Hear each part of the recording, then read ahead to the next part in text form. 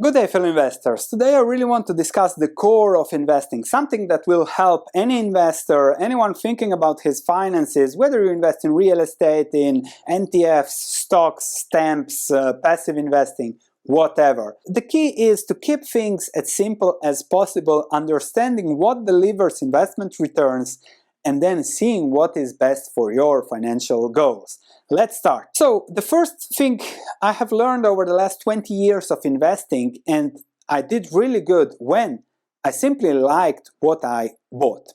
Let's say there is a business, there is a stock price, I like that business, I like owning that business at that stock price. I like the dividend. If nothing happens over the next 10 years, the stock goes nowhere, the dividend goes nowhere, do I like owning that business? If the answer is yes, then you have found the business to own and over the long term, and if you have such an attitude, sooner or later the market will like it even more, and then you might have a double or triple, but that's something that you don't know whether will happen. If you find something you like and just the business, the returns from the business lead you to your investment returns, that's the holy grail of investing. This means you like the dividends, you like the earnings, you like the business growth, the mode of the business, the position, and that's investing versus, oh, the stock will go up, buy because of this news, buy because of that. We discussed that in the news video.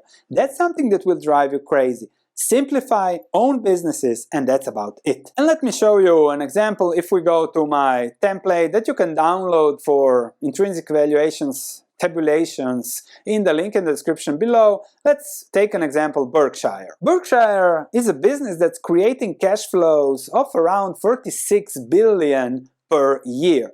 So it is growing likely 6-7% per year. Let's say that the market gives it a terminal multiple of 20 on the cash flows. So are you willing to pay 20 times the cash flows? Then the intrinsic value is 468 billion. You compare that with the market cap and then you say, okay, that's a little bit lower than the current market cap of 616 billion. That simply means that the current price of Berkshire is giving you a lower return. So we are not 8, we are 7.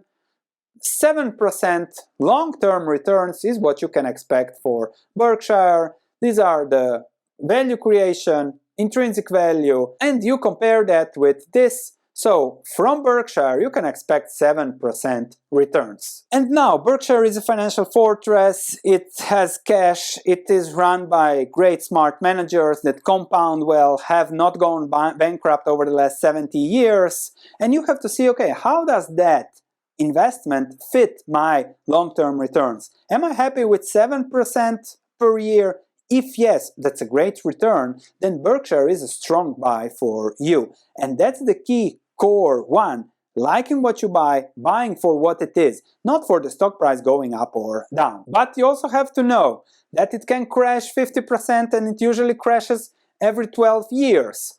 That means Buffett will do buybacks at a lower price, so you and him can buy more of something valuable for less. As I said, financial fortress doing great.